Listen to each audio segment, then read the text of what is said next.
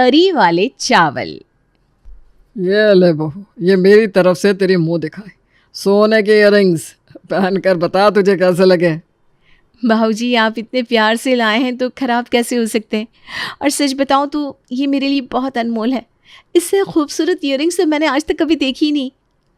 चलो ठीक है, आपका हो गया। चल मोहित, अब तेरी बारी। एक लौता देवर है तू। अब तू बता, तू अपनी भाभी के लिए क्या लेकर आया है। देखो भाभी, आपको तो पता ही है कि अभी मेरा कॉलेज चल रहा है, जॉब तो मैं करता नहीं। अपनी पॉकेट मनी से पैसे बचाकर आपके लिए छोटा सा गिफ्ट लेकर आया हूँ। पता नहीं आपको पसंद आएगा कि नहीं। सुगंधा देवर का दिया हुआ गिफ्ट खोलती है तो उसके अंदर उसे एक प्यारी सी नोज रिंग दिखाई देती है। नॉट बैड मोहित, चॉइस तो बहुत अच्छी है तुम्हारी। इम्प्रेस हो गई मैं। घर में नई दुल्हन सुगंधा के गृह प्रवेश के बाद सभी लोग बारी बारी से उसे वेडिंग गिफ्ट दे रहे थे। जब बारी बारी से सबने अपना अपना गिफ्ट सुगंधा के हाथ में थमा दिया तो उसके ससुर चमनलाल ने अपनी पत्नी से कहा, अरे भाग्यवान, पूरे परिवार ने गिफ्ट पकड़ा दिया बहू को। अब तुम भी कुछ दोगी या बस यहाँ दर्शकों की तरफ बैठकर तालियां बजाती रहोगी। अरे मैंने तो इतना स्पेशल गिफ्ट सोचा है बहू के लिए कि बहू हैरान रह जाएगी मेरा गिफ्ट देखकर। ऐसा क्या गिफ्ट है माँ जी, बताइए ना। देख बेटा, जो गिफ्ट है ना वो चल कर तेरे पास नहीं आ सकता, तुझे गिफ्ट के पास चलना होगा। इतना कहकर सास कांता बहू सुगंधा को लेकर रसोई की तरफ जाने लगती है। अरे मम्मी, ये किचन के दरवाजे पर आपने रिबन क्यों बांध रखा है? चक्कर क्या है? अरे तुम लोग पूछ रहे हो ना मैंने बहू के लिए क्या गिफ्ट खरीदा है, तो भाई मेरा गिफ्ट ये किचन ही है। मैं बहू को अपना किचन गिफ्ट कर रही हूँ। देख बहू, एक औरत के लिए उसकी रसोई क्या होती है ये औरत से ज़्यादा कोई नहीं समझ सकता। हमारी ज़िंदगी का एक बहुत इम्पॉर्टेंट पार्ट होता है रसोई। और आज से, बल्कि अभी से, मैं अपनी रसोई तुझे गिफ्ट करती हूँ। अब तू इस रसोई में जब मन करे, जो मन करे, जैसे मन करे वो पका और खा। मेरा इस रसोई में आज के बाद किसी भी तरह का कोई दखल नहीं रहेगा। अब तुझे पता है ना, शादीशुदा बहू के जीवन में आधा कलेश इसी बात का होता है कि सास रसोई में बात बात पर आकर अपनी टांग अड़ाती है। इसीलिए मैंने तो पहले ही सोच लिया था कि मैं अपनी बहू की रसोई में कभी भी टांग नहीं अड़ाऊंगी। तुझे पूरी आज़ादी है कि तू अपनी रसोई को अपने तरीके से चला सके। बोल, हो गई ना मेरी सोच से इम्प्रेस? सबसे यूनिक गिफ्ट है कि नहीं मेरा? माँ जी, आपकी सोच तो वाकई बहुत अच्छी है। मैं तो सोच भी नहीं सकती थी कि कभी किसी नई बहू को गिफ्ट में रसोई भी मिल सकती है। लेकिन इस किचन को गिफ्ट करने के पीछे जो आपकी सोच है ना, उसको मानना पड़ेगा। थैंक यू सो मच मुझे इतना समझने के लिए। सुगंधा की मुंह दिखाए और गृह प्रवेश की रस्म पूरी हो चुकी थी और अब समय आ गया था सुगंधा की पहली रसोई की रस्म की जाए। माँ जी, आज मेरी पहली रसोई की रस्म है। बताइए ना, आज मैं खाने में सबके लिए क्या बनाऊँ? देख बेटा, मैंने तुझे कहा ना रसोई आज से तेरी है। अब जब मैंने तुझे रसोई गिफ्ट में दे दी है तो मुझसे पूछने का कोई मतलब ही नहीं बनता। अरे भाई, जो तुझे पसंद हो और जो तुझे अच्छे से बनाना आता हो वो बना ले। ठीक है। सुगंधा रसोई में जाती है और अपनी पसंद से पूरे मन से पूरे परिवार का खाना बनाने में लग जाती है। थोड़ी देर बाद खाने की खुशबू से पूरा घर महकने लगा था। क्या बनाया है भाई आज खाने में? खुशबू तो बड़ी अच्छी आ रही है। बाऊजी, मैं ऐसे नहीं बताने वाली। आपको खुद ही खाकर बताना होगा कि सिर्फ खुशबू अच्छी आ रही है या फिर खाना भी अच्छा बना है। अरे भाई, तुमने इतने प्यार से बनाया है तो अच्छा ही बना होगा सब कुछ। चलो भाई, अब ज़्यादा देर मत करो, हमसे तो भैया भूख बर्दाश्त नहीं हो रही। फटाफट से खाना लगाओ। सुगंधा ठीक कह रही है बाबूजी, पहले ही 2 बज गए हैं। अब तुम देर मत करो, फटाफट से लंच लगाओ। एक बात बताओ, खाने में सब तैयार है ना? हाँ बाबा, सब तैयार है। बैठिए ना डाइनिंग टेबल पर, मैं खाना सर्व करती हूँ। सब लोग डाइनिंग टेबल पर बैठ गए थे। जैसे ही सुगंधा पहले बर्तन को खोलती है, कढ़ी की खुशबू से पूरा डाइनिंग टेबल महकने लगता है। ओह, तो ये बात है। मैं गैस कर सकता हूँ, कढ़ी चावल बनाया ना तुमने? बिल्कुल सही कहा। पसंद तो है ना आप लोगों को? अरे भाभी, कढ़ी चावल तो मेरे और भैया के एकदम फेवरेट है। आपने दोनों का आज फर्स्ट डे दिल जीत लिया, मज़ा ही आ जाएगा। चलो, मैं तो वैसे ही डर रही थी कि पता नहीं मेरा बनाया हुआ खाना आप लोगों को पसंद आएगा कि नहीं। सुगंधा सबकी थाली में खाना सर्व करती है। अरे बहू, ये क्या है भाई? ये कढ़ी के अंदर चावल गिर गया है क्या? नहीं नहीं माँ जी, गिरेंगी क्यों? मैंने कढ़ी में चावल डालकर पकाए हैं। क्या कहा तूने? कढ़ी में चावल डालकर पका दिए? ऐसे कौन कढ़ी चावल बनाता है बहू? हमारे यहाँ तो ऐसे ही बनता है। आप खुद सोच कर देखिए ना माँ जी, आखिर प्रॉब्लम क्या है? कढ़ी में चावल डालकर पकाया तो, बल्कि देखा जाए तो इस तरह से काम जल्दी हो जाता है। और आपको पता है, जब चावल कढ़ी में डालकर पकाते हैं ना तो उसका स्वाद अलग ही हो जाता है।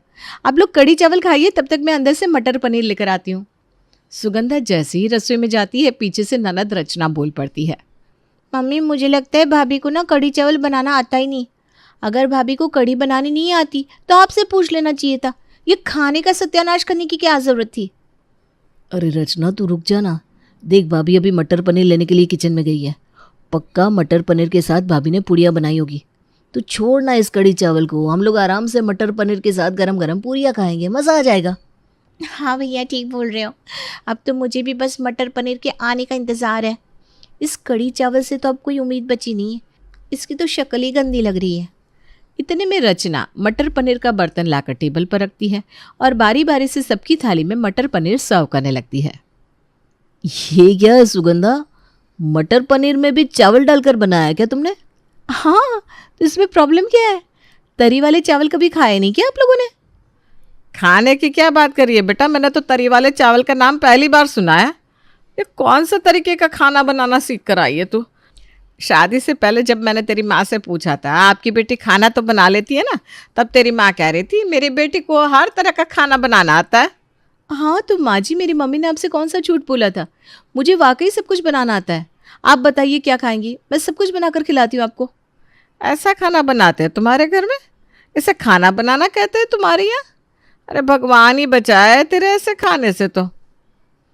अरे यार, मटर पनीर बनाया था तो उसके साथ कुछ पूरी पराठा बना लेती। मटर पनीर के साथ तुमने एक तो चावल बना लिए और वो भी उसी की ग्रेवी में डालकर पका भी दिए। मतलब आदमी चाह कर भी मटर पनीर के साथ कुछ और खा ही नहीं सकता, झक मारकर उसको यही चावल खाने पड़ेंगे। अब ये तो गलत बात है ना माँ जी। आपने मुझे किचन गिफ्ट में दिया है। आप ही ने कहा था कि मैं खाना अपने तरीके से अपने स्टाइल में बना सकती हूँ और जैसे मन करे वैसे खिला सकती हूँ। फिर अब आपको मेरे हाथ का खाना पसंद क्यों नहीं आ रहा? ये सही है क्या? मुंह दिखाए के समय आपने बड़ी बड़ी बातें की, सबकी वाहवाही पाली, और अब आप पहले ही दिन मेरे बनाए हुए खाने में कमियां निकाल रही हैं। बेटा कमी निकालने की बात नहीं है, लेकिन कम से कम ऐसा खाना तो मत बना कि गले से नीचे ना उतरे। तू देख रही है घर में सबकी शक्ल पर 12 बज गए हैं खाने को देखकर।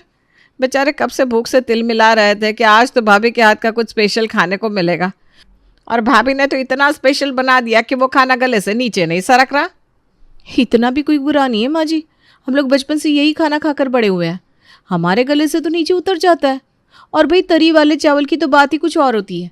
यही खाना अगर मैंने अभी अपने मायके में बनाया होता ना, तो सब लोग उंगलियां चाट चाट कर खा रहे होते। सही बात है, किसी ने ठीक ही कहा है। ससुराल में आकर चाहे जो भी कर लो, लेकिन ससुराल से कभी बहू को तारीफ नहीं मिलती। सब लोग हमेशा कमियां ही निकालते हैं। अरे भाभी, हम कौन सा आपके खाने में कमियां निकालने के लिए यहाँ पर तैयारी करके बैठे थे। हमने तो बड़े अरमान सजाए थे कि आज आपके हाथ का कुछ स्पेशल खाने को मिलेगा, लेकिन आपने तो हमारी उम्मीदों पर पानी ही फेर दिया। खैर जाने दो, मेरा तो पेट भर गया मम्मी, मैं जा रही हूँ। ठीक कह रही है रचना, मेरा भी खाना देखकर ही पेट भर गया। मैं अपने कमरे में जा रहा हूँ, मुझे कुछ इंपॉर्टेंट नोट्स बनाने हैं। खाने की शक्ल देखकर सबकी भूख मर गई थी। एक एक करके बहाना बनाते हुए सभी लोग डाइनिंग टेबल से उठ जाते हैं और अपने अपने कमरे में जाकर बैठ जाते हैं। अरे बड़े अजीब लोग हैं, इतने प्यार से मैंने सबके लिए खाना बनाया, किसी को कोई कदर ही नहीं है। देखो तो कैसे सब लोग मुंह पर ही बेइज्जती करके चले गए। अरे करने दो, मुझे क्या भाई, मैंने तो अपनी तरफ से पूरी कोशिश की थी। अरे भाभी, 1 महीना हो गया गौरव की शादी को। हमने सोचा अब तक तो आपने बहू की पहली रसोई की रस्म भी कर दी होगी, क्यों ना हम लोग आकर बहू के हाथ का खाना चख लें, इसी बहाने मुंह दिखाई भी कर लेंगे। अरे क्यों नहीं जीजी, आप ही का घर है, जब मन करे तब आ जाइए। सुगंधा बेटा, कल तुम्हारी बुआ जी आ रही हैं खाने पर, और सुनो भाई, नाक मत कटवा देना, उनके लिए ना कुछ ढंग का बना लेना। रुकिए माँ जी, देखिए ये सरासर गलत बात है। आपने वादा किया था कि आप मेरी रसोई के बीच में टांग नहीं अड़ाएंगी। मैं किसके लिए क्या बनाऊंगी, कब बनाऊंगी, कैसे बनाऊंगी, ये सब तो आपने मेरे ऊपर छोड़ दिया था ना। फिर अब आप अपने वचन से क्यों फिर रही हैं? देखिए बुआ जी के स्वागत की पूरी जिम्मेदारी मेरी है, आप चिंता मत करिए, विश्वास रखिए, मैं सब कुछ मैनेज कर लूँगी। अरे इसी बात का तो डर है कि तू सब मैनेज कर लेगी। अपने तरीके से तूने सब मैनेज कर लिया ना तो नाक कट जाएगी मेरी। खैर मैंने भी तो बिना कुछ सोचे समझे खुशी खुशी रसोई की चाबियां सौंपी थी इसे, इतना ही नहीं, मैंने तो रिबन भी कटवा दिया था। मुझे क्या पता था कि मेरा ये तोहफा मुझे इतना भारी पड़ जाएगा। अब ये बहू मुझे तो रसोई में 1 मिनट भी खड़ा नहीं होने देती। अगले दिन बुआ जी खाने पर घर आ गई थी। डाइनिंग टेबल पर बैठने के बाद, दीदी हम तो पहले ही बता रहे हैं, बहू ने अकेले ही सब तैयारी करी है। अब खाना अच्छा बना है या बुरा है इसकी पूरी जिम्मेदारी बहू की है, इसलिए प्लीज़ आप हमें बुराई मत देना। अरे भाभी, अभी तो खाना चखा भी नहीं, अब तो पहले ही घबराने लग गई। क्या बात है, बहू ढंग का खाना नहीं बना पाती है क्या? खुद ही खाकर पता लगा लीजिए जी। अब मैं अपने मुंह से क्या ही कहूँ। देखिए बुआ जी, मुझे पता है आप ज़्यादा भारी भोजन कर नहीं पाती, इसलिए मैंने आपके लिए हल्का भोजन बनाया है। आपके लिए आपकी पसंद की तौरी और लौकी की सब्जी बनाई है। अरे वाह, ये बहुत अच्छा किया तूने, जो मेरे लिए ज़्यादा तला भुना और मसालेदार खाना नहीं बनाया। वैसे भी इस उम्र में मुझे पूरी, कचौरी, पनीर, छोले हजम नहीं होते। बहुत अच्छा किया जो मेरे लिए हल्का खाना बनाया। चल अब फटाफट से परोस दे। बुआ जी की थाल में जैसे ही बहू सुगंधा खाना परोसती है, बुआ जी के चेहरे का रंग उड़ जाता है। ये क्या है बहू, तुरई वाले चावल? तुरई वाले चावल नहीं है, तरी वाले चावल है। देखिए, तुरई की सब्जी में जब चावल डालकर पकता है ना, आ हा हा हा, क्या स्वाद आता है। आप खाकर बताइए, उंगलियां चाटती रह जाएंगी। अरे बहू, ये क्या बेतुका सा खाना बना दिया तूने। भाई तुरई लौकी की सब्जी से हम तो गर्मा गर्म फुलके खाते हैं। चलो तूने चावल बना भी दिए थे तो किसी तरह हम चावल खा भी लेते, लेकिन ये सब्जी के अंदर चावल डालकर पकाने की क्या ज़रूरत थी? हमारी तरफ मत देखो दीदी, हमने तो पहले ही बता दिया था कि खाना अच्छा बने या बुरा उसमें हमारा कोई हाथ नहीं है। भाई हमने तो शादी के पहले ही दिन ना ये रसोई बहू को गिफ्ट कर दी थी और उसी का खामियाजा भुगत रहे हैं आज तक। अब ये जो उल्टा सीधा पका रही है ना, हम सबको वही खाना पड़ रहा है। अरे भाभी, पहले बता दिया होता कि आपकी बहू खाने के नाम पर ऐसे टॉर्चर करती है तो मैं आती ही नहीं आपके घर खाने पर। अरे जी हमारे बारे में भी तो सोचिए ना। आप तो एक ही दिन खाना खाएंगी और अपने घर लौट जाएंगी। हमें तो दिन के 3 टाइम यही तरी वाले चावल खाने पड़ रहे हैं। अरे महारानी कोई भी सब्जी बनाती है उसके अंदर चावल डालकर पका देती है। यही बेस्वाद खाना खा रहे हैं हम 1 महीने से। अरे तो ढंग का खाना बनाना सिखा दीजिए इसको। अगर खाना बनाना नहीं आता तो सीखना तो चाहिए। अरे मैं तो सिखा दूँ, लेकिन ये सीखने को तैयार कहाँ है।